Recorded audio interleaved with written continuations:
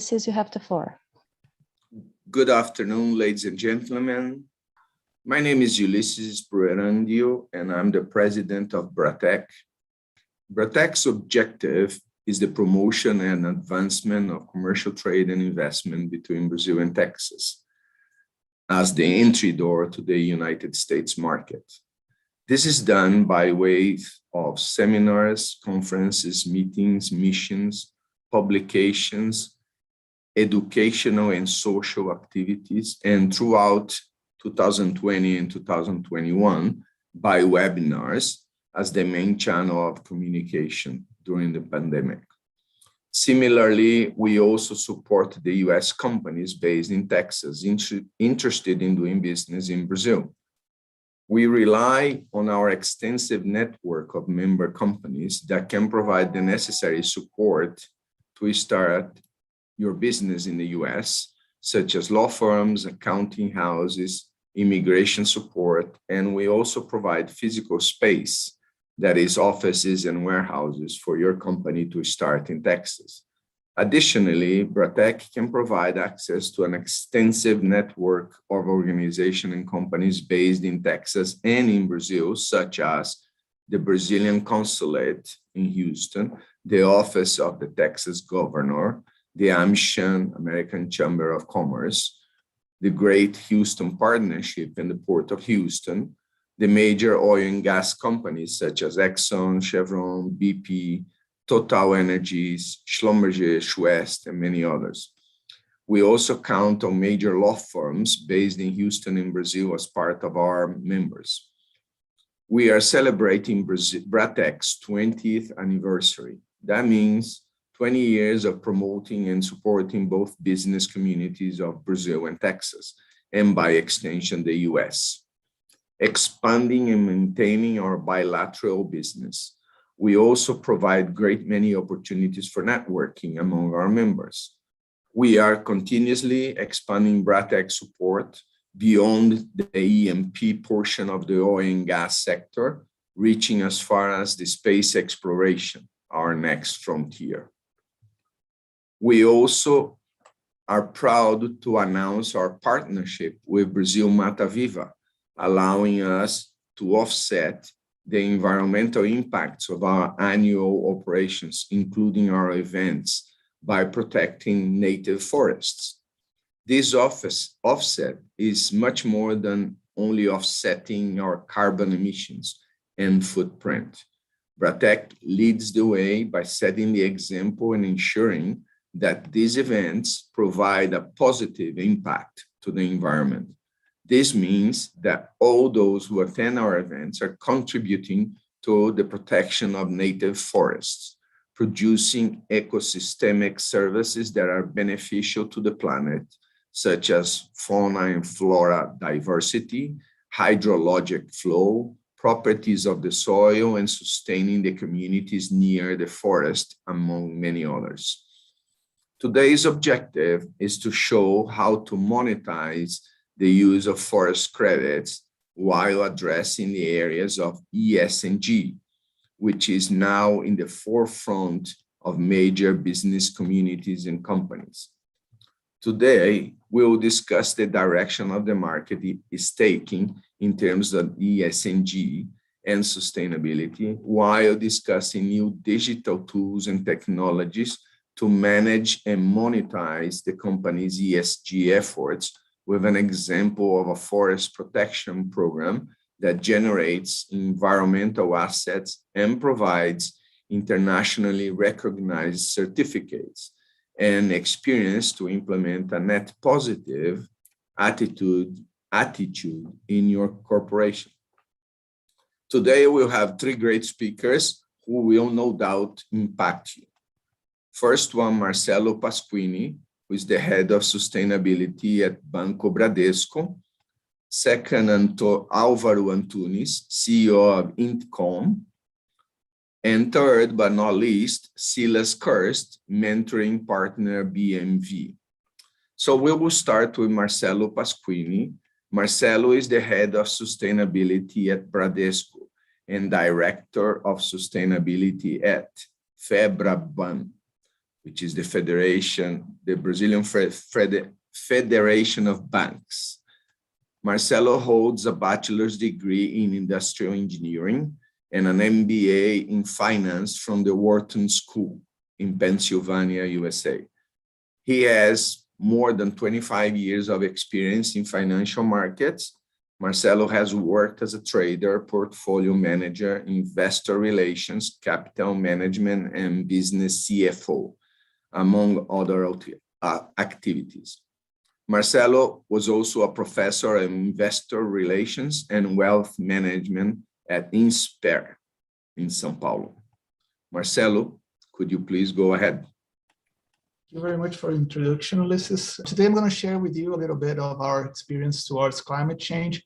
Bradesco has had a long commitment towards climate. It dates more than 15 years ago when we first started to inventory our carbon emissions at the bank.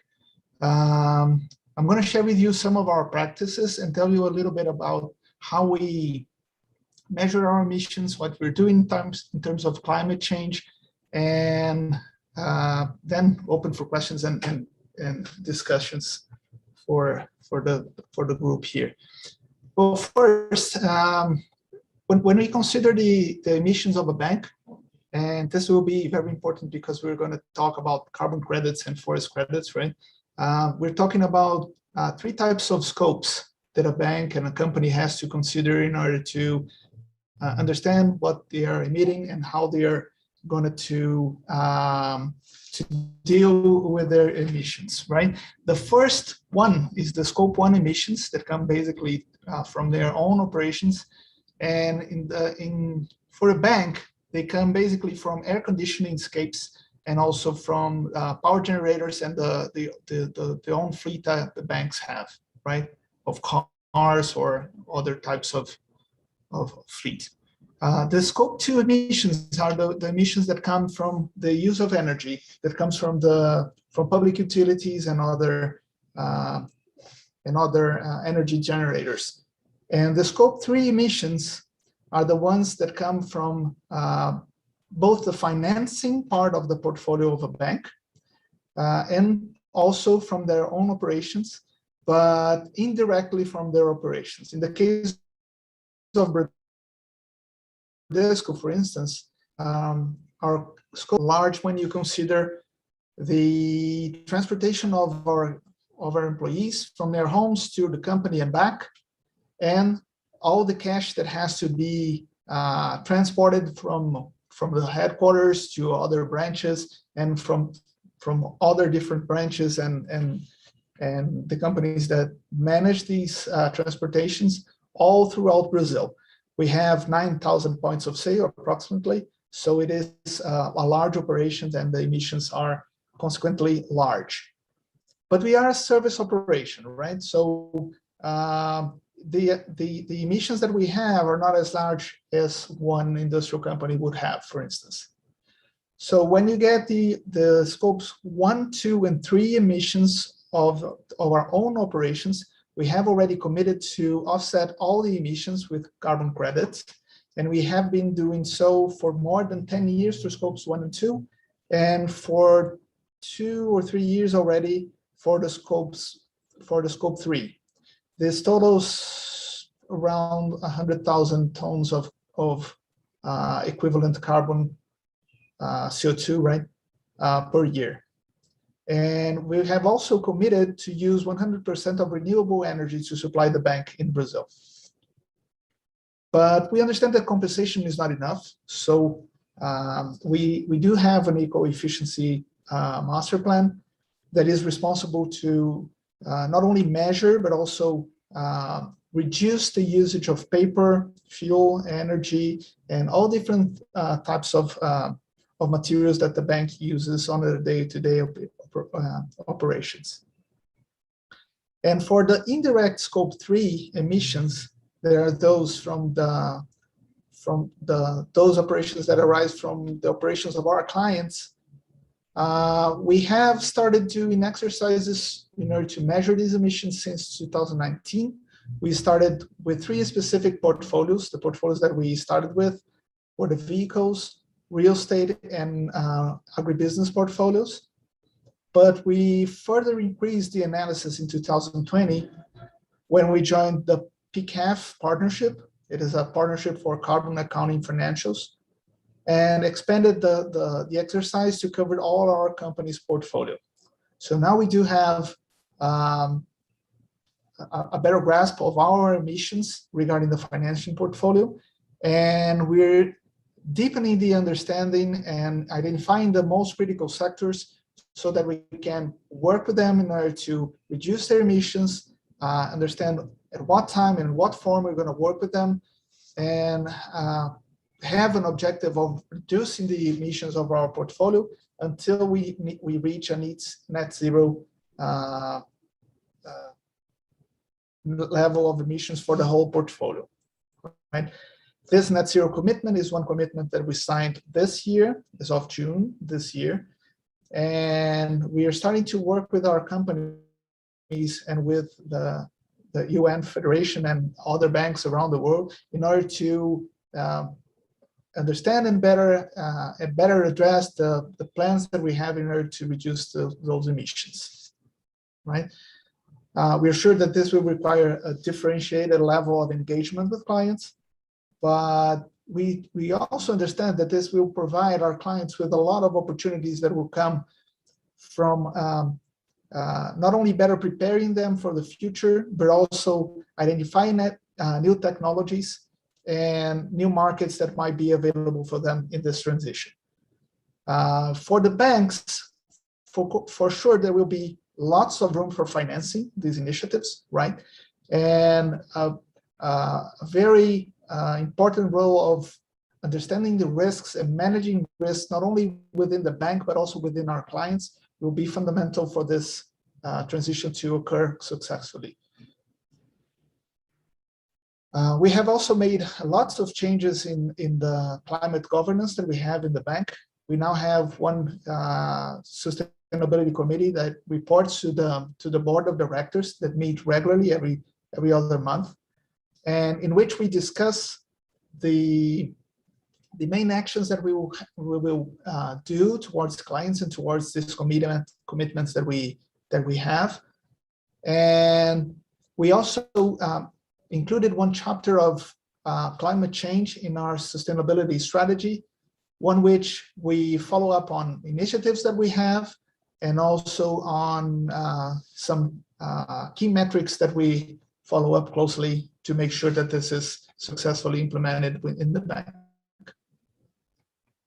So, as I said, this will be a long journey and with many challenges ahead, but I believe that we will benefit a lot from the changes that will happen.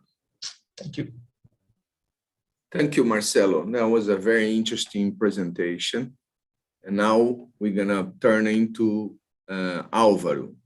So let me talk a little bit about Alvaro Antunes, the CEO of Intcom, Alvaro is the co-founder and CEO of Intcom, one of the major tech companies for the oil and gas and maritime industry in Latin America.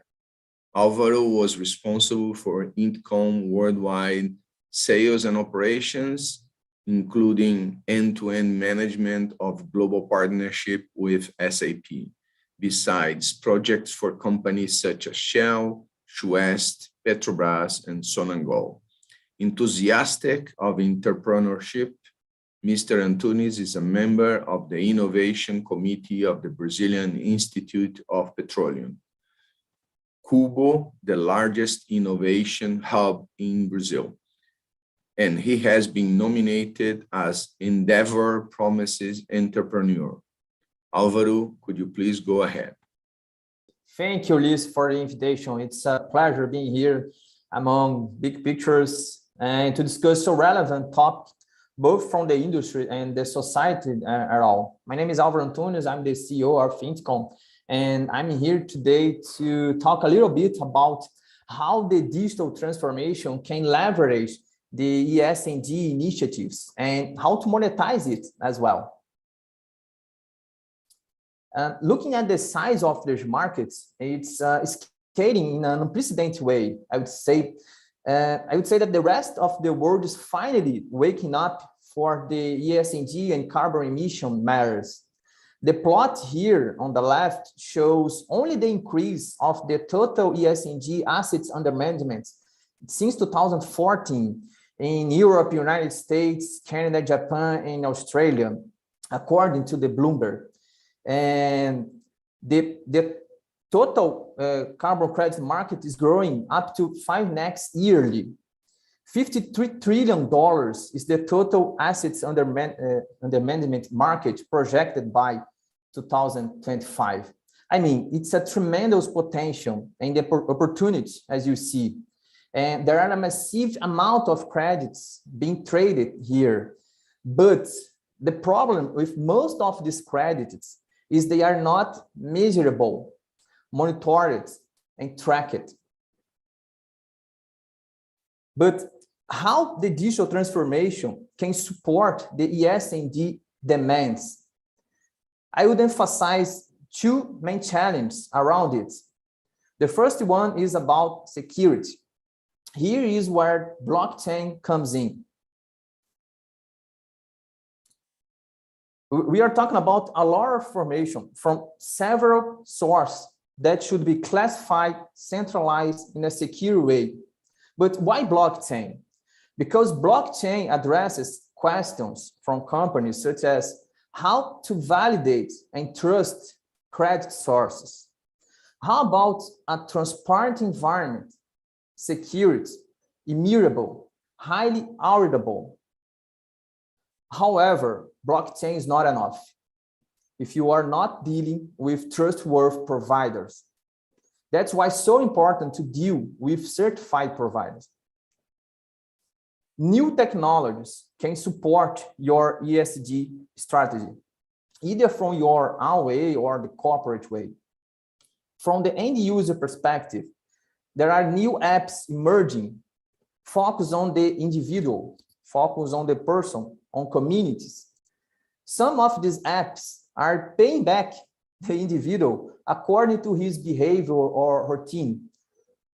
For instance, if some guy decides to go walk rather than drive, he can get paid. You can involve your communities in a carbon footprint initiative. It's fun, but it's true. I would say that it's the Captain Planet for the new era or the Web 2.0. Now, if you are a corporation looking for ways to measure and manage your ESG initiatives, your projects, let's talk about the Blue Carbon platform. It's a cloud tool that enables the industry, the markets, to manage its own ESG initiatives, wherever they are, in a single way environment. It means that this kind of platform helps those companies to monitor your projects globally, set your ESG goals and KPIs and follow up, share the sustainability report with the shareholders and the markets, and let your staff, let the employees share these efforts. Let the employees show to the world the company efforts through social media. And last but not least, how to monetize it. I spoke about individual ways and apps and technologies, but how can the markets benefit and monetize ESG initiatives, projects? Throughout the blue carbon, they can do that. The company can offer UCS or assets under management or other source of supply, ESG supplies, as a service or as a benefit. Bradesco can do this as well. And for instance, if you are an airplane company, you can offer tickets with a zero carbon footprint and monetize it. Or if you are an oil company, you can set a service price that has an ESG impact and monetize it as well. There are several ways of dealing with it. And the game has just begun. I would say that it's a blue ocean. So that's all, guys. Thank you very much for the opportunity to listen to BRATECC. And if you have some question, I'm totally available for answering. Thank you very much. Thank you, Alvaro, for showing an approach to streamlining the process and monetizing forest credit. We now move to Silas Kirst, mentoring partner, BMV. Silas holds a bachelor's degree in mechanical engineering from the University of Vale do Rio dos Sinos, Unicinos, in Brazil, and over 20 years of experience in the energy industry, having held many positions of global reach in companies like EAS, Claircor, and Parker Hannifin. Sylas is a member of the Produced Water Society, and over the past 3 years has been working to promote forest credits and BMV to the energy sector in the US and globally. So Sylas, if you please go ahead. Thank you, Ulisses. Thank you also for the invitation to participate and being among such great professionals here. As Ulisses said, my topic is to talk about forest credits and how these assets can benefit companies to offset their carbon footprint. Right, so let's start talking a little bit about what it is, right? So forest credits is an environmental asset that is generated from the preservation, from the conservation of native forests, right? Because if you think about carbon footprint, really the only thing that comes to mind is carbon capture, but the forest, a native forest, provides a lot more than just carbon capture capabilities. There are 27 ecosystemic services that are provided by the forest, as Ulisses was mentioning at the beginning of the webinar, that include hydrologic cycle, weather, the climate control, the soil, fauna, flora, everything. There are 27. And what the forest credits provide is exactly an asset that includes all of those ecosystemic services, right?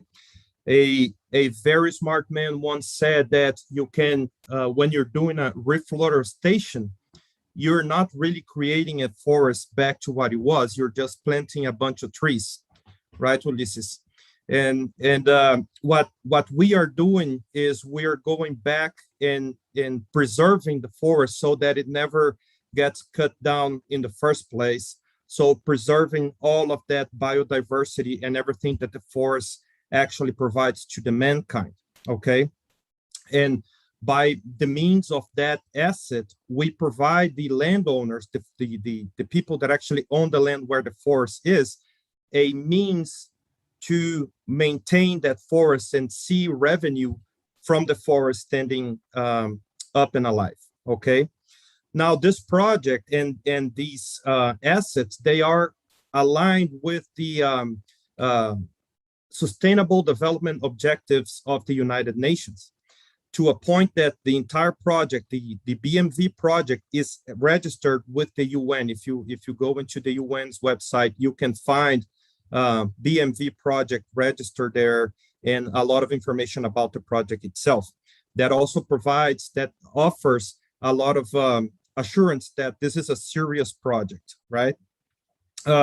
In addition to that, BMV has been selected among a few other companies to be at the COP 26 now, to present this project as one of the alternatives for environmental solutions. So I wanted to share an interesting fact, similar to what Alvaro was showing before. I hope that you guys can see my screen there. But this is information about ecological reserves. So basically, how much forest us as humanity would need versus how much is available per region. And if you look here at this one, in the United States, we've got 133% deficit of the ecological deficit. So we would need a lot more forest than is actually available in the United States to sustain the society as it is. While in Brazil, we've got 206% reserve. So we've got more than twice what the population in Brazil would need. United Kingdom, almost 3 times less than what is needed. And in Australia, there's still some reserve. China, 300% ecological deficit.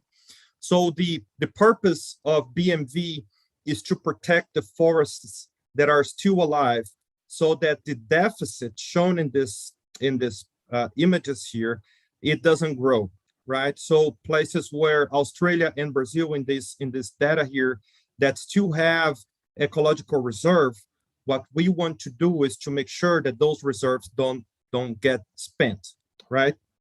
So this is what I wanted to show about this. Now, what is the benefit of the forest credits? For one, as Alvaro was saying, these assets, they are traceable because BMV uses blockchain for all of its transactions, okay? So you can completely trace that. As I said, it's focused on preservation for biodiversity, but it's important to say that in addition to using the blockchain, the forest credits, these assets generated by BMV, they are also certified by international certification companies like SGS, all right? That also provides security to the companies that decide to use forest credits as their offsetting tool, okay? And then also one other thing that I wanted to show is the BMV project. It is a project that has been established in 2007, so it's not a new company. And it currently has over $13 billion of environmental assets under management, okay? In all of the areas being protected, add more than 50 million hectares.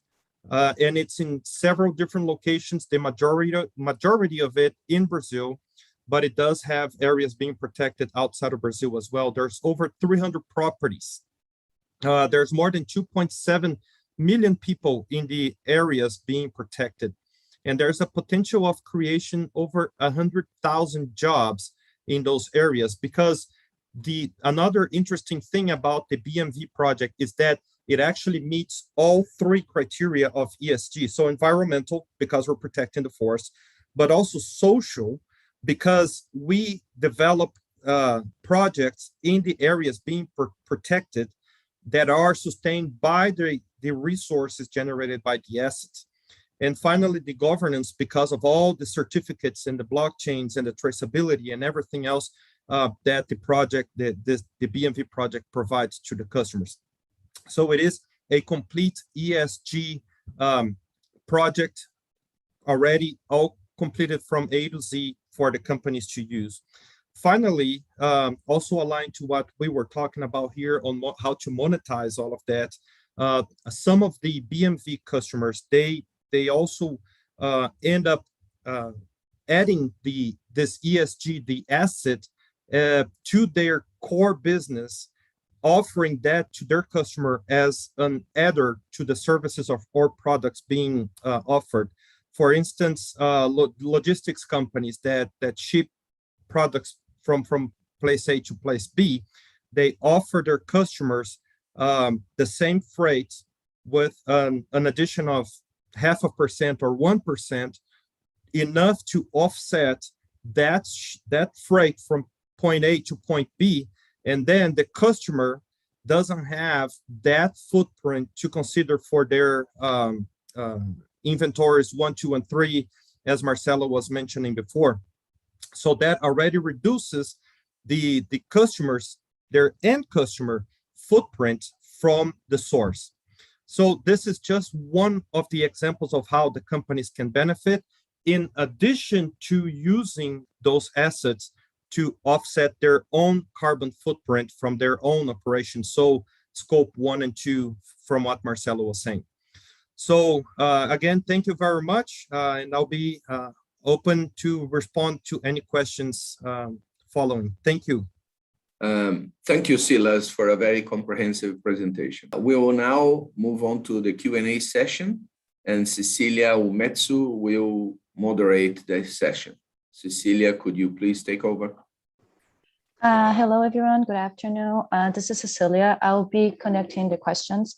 So to start with, we have this question here about how, Marcelo, do you see the net zero agenda going forward? So can you comment on that, please? The net zero agenda is one agenda that is totally pegged to the Paris Accord agreement, right? It is a necessary agenda for not only for the country, but also for all the countries in the world, right?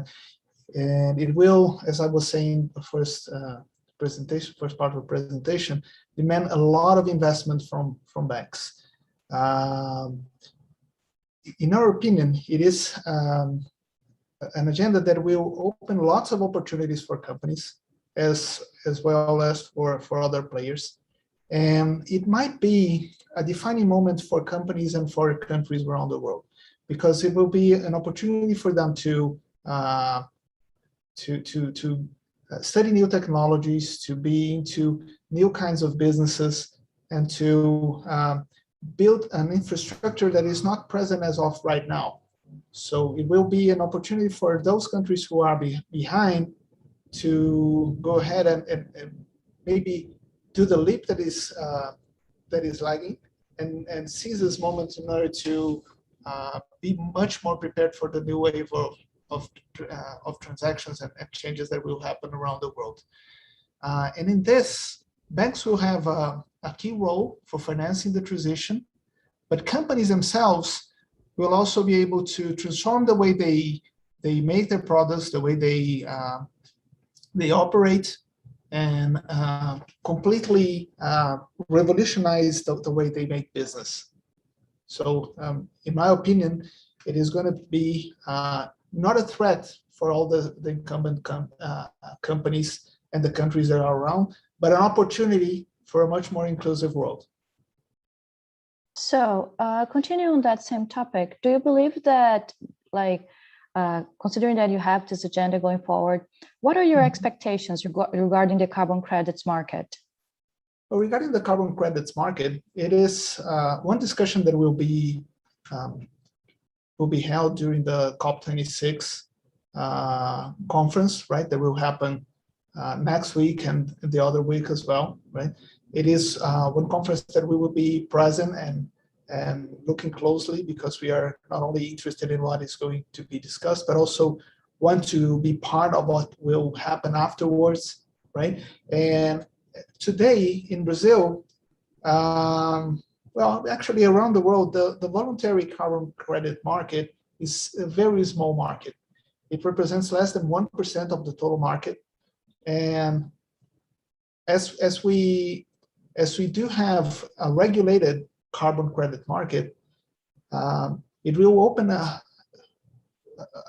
huge opportunity for countries like Brazil, right? As Silas was saying, right?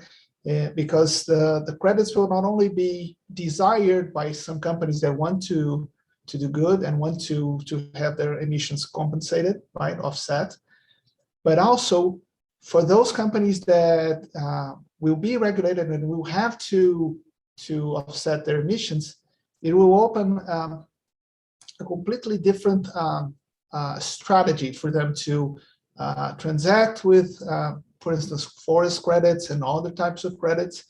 And for a country like Brazil, it will open an opportunity to not only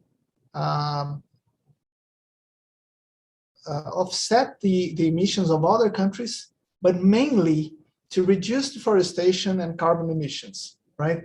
This credit market will open a window of opportunity to Brazil and for the companies that are prepared in order to seize this moment, right?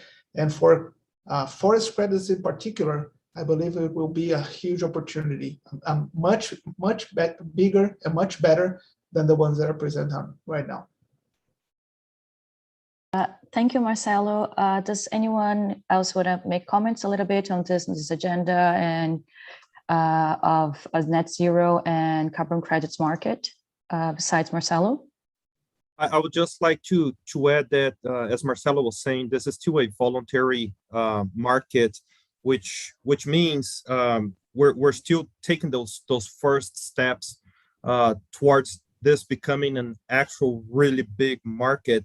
Like as Alvaro was presenting, the potential market is in the trillions of dollars, and so the potentials of this is they're just almost unimaginable to the point that we are right now. And this is something that is going to happen. This is a path of no return, I would say already, because of the growing demands of society for actual actions to be taken towards that net zero reality. So it is very exciting times for that market for sure. Thank you, Silas. So talking a little bit about, you said about the market, right, Alvaro? So how would a company, Alvaro, how could a company offer forest credits through the platform and monetize? You said that it was like a $1 billion, $1 trillion markets, but how can you do that? How do that work? Yeah, thank you, Cecilia. It's a very good question. Basically, there are two ways in terms of forest credit through the platform, right? The client can buy forest credit in advance. So suppose that the company is going to buy 3, 4, 10 tons of UCS, and this company can offer this forest credit as a service and monetize it through the platform. Or on the other hand, the client could offer products or services or line of products or services that this product or these services, it's already include, I would say, a markup price for according to the forest conservation that's going to be considered on that service or that product. And it's important to mention that in the case of forest conservation, forest credits, the company also can provide to his final client and generate a certificate for each transaction or service, whatever. So there are these two ways. The first one is buying in advance, and the second one, it's offered according to his products or services. And at the end of the process, also generate the certificate for his clients or customers, whatever. So what would be a good way to manage like several ESG initiatives? Yeah, it's interesting, because if you don't know how much your emissions are, you cannot control it, you cannot manage it.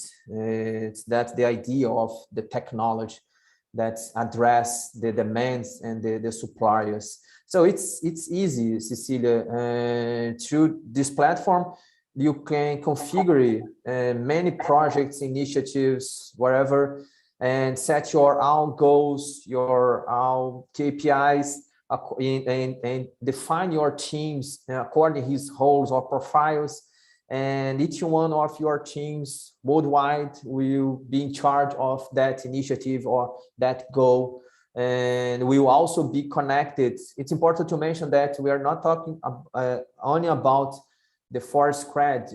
Through the platform, you can set different suppliers, since hydrogen, solar, wind power, and habitat, whatever, and you can manage different suppliers and match with different demands and initiatives throughout this platform.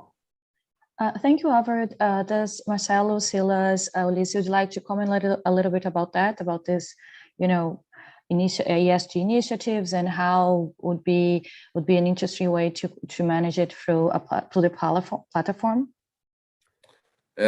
Yeah, I'll make a comment about the first question that Alvaro answered, that is examples of monetization of credits, right? We've seen companies already doing that as part of their business.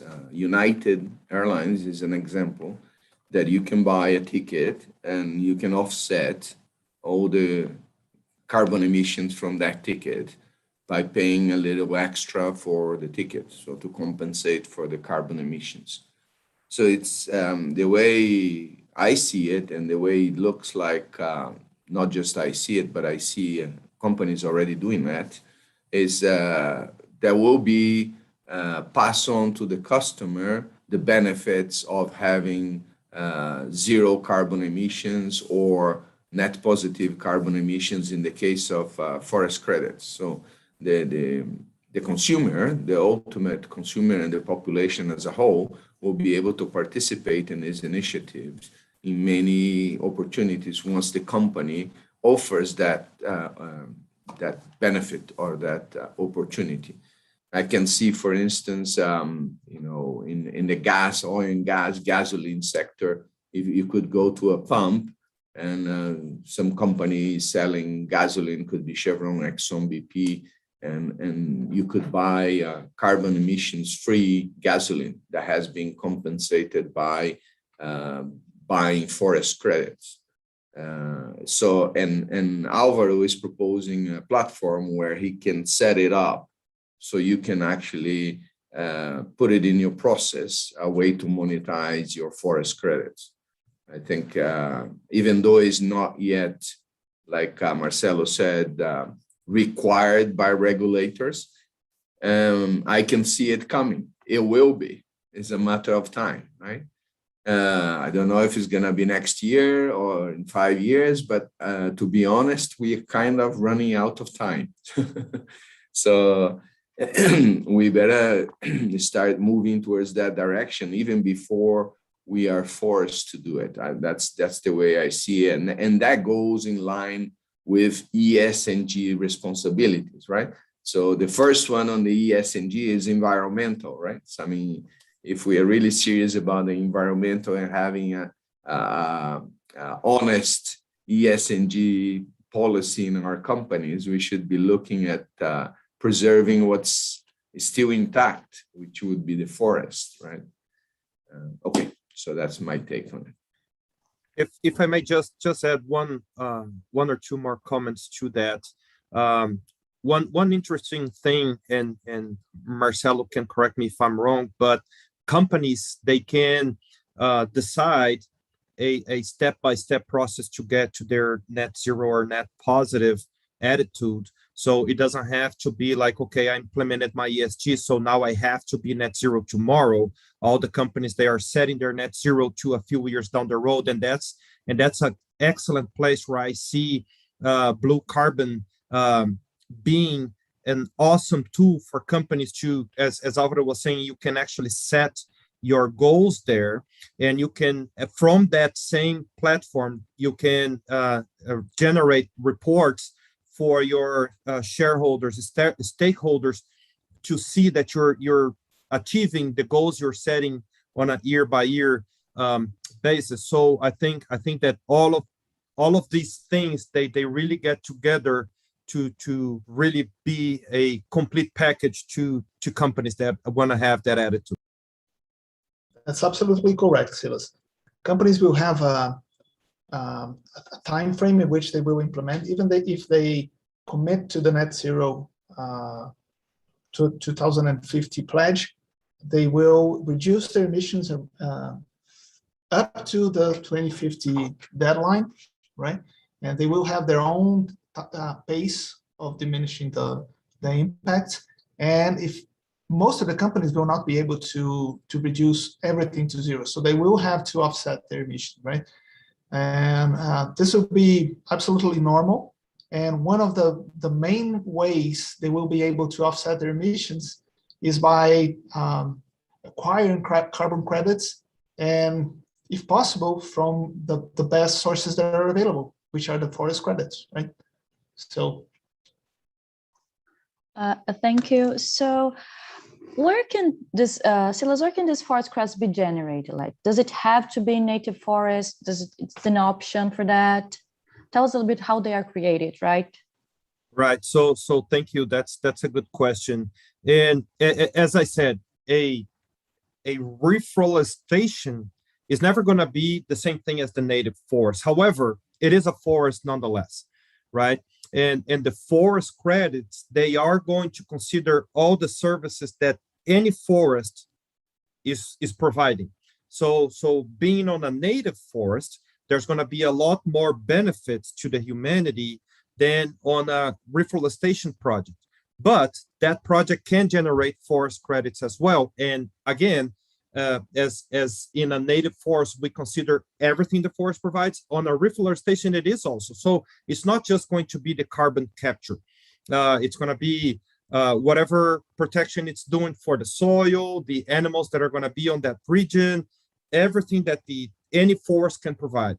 Also, as I said, the vast majority of the credits of the protected areas right now are in Brazil. However, this is a global project. We can apply the method anywhere.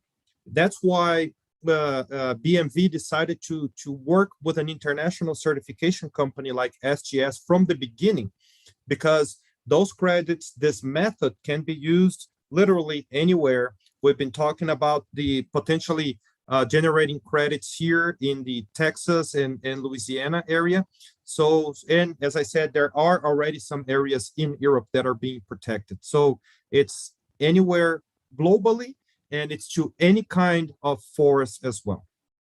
Thank you, Silas. And is there a minimum or a maximum limit to buy forest credits? That's also interesting because, as we were saying, right now this is voluntary. And it's even whenever it becomes regulated, individuals will still be able to offset their own footprints. For example, I offset mine, of course, with the forest credit. So I buy one forest credit for a whole year of offsetting. And if your footprint is not even that much, you can actually get to fractions of it. So it can go from anywhere of fractions of one forest credit to millions of billions or billions of forest credits, depending on how much you need to offset and how much of that you want to offset with the forest credits. Thank you, Silas. So you talked about the forest credits. Alvaro, you told about the platform. So it's very, and Silas, you also talked about like why it was important to partner up with ESG. But how can I trust the supplier, right? How I have the credit, but how can I trust it? So again, there are several projects out there, many very serious projects, and what happened after the Kyoto Treaty many years ago, unfortunately, there were instances of carbon credits that either they were sold twice, or once the companies wanted to use the credits for offset, the forest that generated it was no longer there. So that ended up creating some instability of unsafety towards the carbon credits, and that's why today, once a company is looking for a partner to do that, a few things that needs to be taken into consideration is one, certification. Alvaro was talking about that, right? You're promising that this credit is valid, but who's certifying that?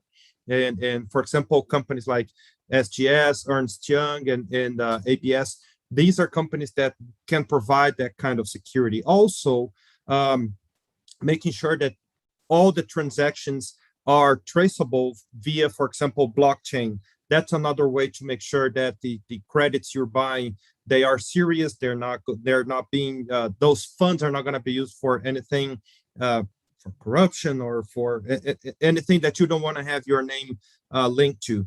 So I think that having that kind of security, well-recognized certifying company and traceability on the transactions are two key things that you can ask for, and then you can take one step forward and making sure that the project you're relating to is registered with international entities like the UN and so on. So that there are steps to make sure that you can take to make sure that the credits you are using are serious and you're not going to have surprises down the road. Thank you, Silas. So thank you very much. These are your questions. Ulisses, you have the floor.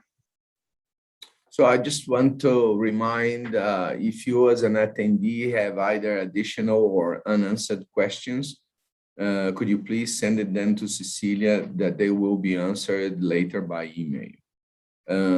Besides that, I want to thank Marcelo, Pasquini, Alvaro, Antunes, and Silas, Kirst for a very promising and responsible way of doing business going forward, protecting the forest at the same time as improving your business. I also want to thank all our members for the participation, and thank you all, our attendees, for giving your time and participating of this important topic going forward. Thank you again all, and have a great rest of your day.